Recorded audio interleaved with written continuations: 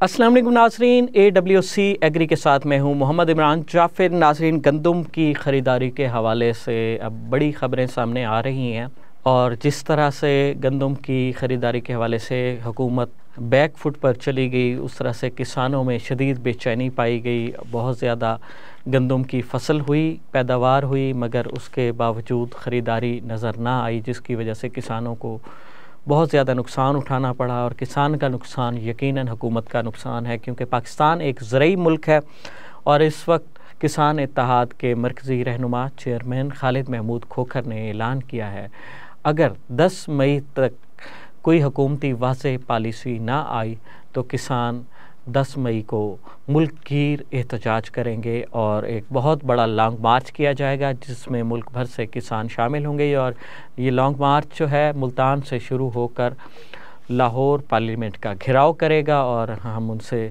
ज़िम्मेदारों से, गंदम की स्मगलिंग के ज़िम्मेदारों से, गंदम को दरामद करने के ज़िम्मेदारों से जवाब तलब करेंगे।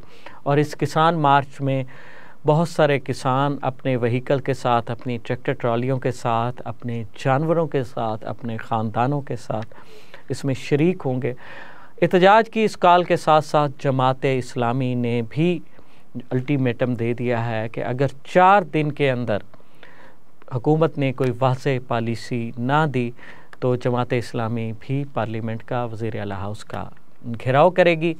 इस तमाम पस मंज़र में खालिद हुसैन खोखर ने एक निजी टीवी को इंटरव्यू देते हुए बताया कि ये जो 400 अरब रुपए का मुआशी नुकसान हुआ है, जिसमें 6 करोड़ से ज़ायद किसान मुतासिर हुए हैं।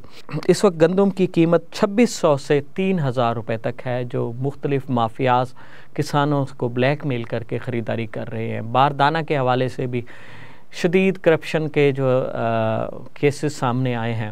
इन तमाम इशूज़ की अगर मुनासिब तहकीकात ना की गई और हुकूमत की जानिब से किसानों की दाद रसी के लिए इक़दामात ना किए गए तो ये एहतजाज मुल्क गिर एहतजाज बन जाएगा और बहुत ज़्यादा इससे हुकूमत को जो है मज़ाहमत का सामना करना पड़ेगा। गंदम के इस इशू में स्मगलिंग माफिया का भी बहुत बड़ा किरदार है, जिसके ख़िलाफ़ भी किसान इत्तेहाद जो है वो सरापा एहतजाज है। और 1 अरब रुपए की जो गंदम की दरामद का स्कैंडल है, इस हवाले से भी हुकूमत पर जोर दिया जा रहा है कि इसकी शफाफ तहकीकात की जाए। इस हवाले से ये भी बताया गया है कि गंदम की दरामद के स्कैंडल के हवाले से वज़ीर आला की अहकामात पर जो कमेटी बनाई गई है वो आज अपनी रिपोर्ट भी पेश करेगी। तो देखते हैं कि इस सिलसिले में जो है वो क्या नताइज हासिल होते हैं। मगर इस वक्त किसानों का जो मौक़िफ़ है, अगर उनकी दाद रसी ना की गई और हुकूमत ने गंदम की ख़रीदारी ना शुरू की तो किसानों के पास इतनी सकत नहीं है कि वो कपास या आइंदा आने वाली फसलें काश्त करें। नाज़रीन, ये जो सूरत हाल है ये बड़ी तशवीश का बायस है कि हुकूमत ये जानती थी कि गंदम की इस दफ़ा बम्पर क्रॉप होने वाली है, मगर उसके बावजूद गंदम दरामद की गई। तो इसकी दरामद के ज़िम्मेदार कौन हैं और उन्होंने कौन से मफादात उठाए, जिससे किसानों को, 6 करोड़ किसानों को जो है मुआशी मुश्किलात का सामना करना पड़ रहा है।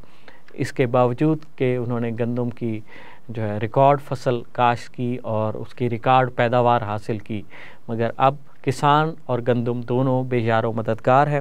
ज़रूरत इस अमर की है कि हुकूमत इन तमाम मामलात को संजीदगी से ले। किसान इत्तेहाद और जमात इस्लामी ने एहतजाज की कॉल दी है, मगर साथ ही साथ दोनों जमातों ने सिविल सोसाइटी को भी दावत दी है कि ये एक मुल्क गिर मसला है, यह सिर्फ़ किसानों का नहीं हर शख्स का मसला है, क्योंकि पाकिस्तान में जो कारोबार हैं वो ज़राअत से मुंसलिक है और ज़राअत की पैदावार की मार्केट में आने के बाद ही कारोबार में जो है तेज़ी का रुझान देखा जाता है। तो इसलिए तमाम कारोबारी तबके को, तमाम सिविल सोसाइटी को भी इस एहतजाजी तहरीक में शामिल होने की दावत दी गई है।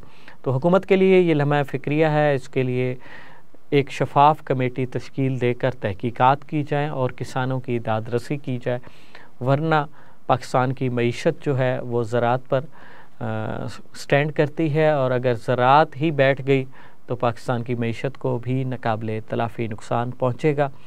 इस लिहाज से नज़र आ रहा है कि शायद किसानों की दाद रसी हुकूमत करने पर मजबूर होगी, क्योंकि जिस तरह से एहतजाज की कॉल दी जा रही है और हुकूमत को तमाम किसानों के मुआशी इस्तेहसाल के हवाले से तमाम बातों से आगाह किया जा रहा है, तो हुकूमत को चाहिए कि इस पर वाज़ेह पॉलिसी देकर किसानों की दाद रसी करे।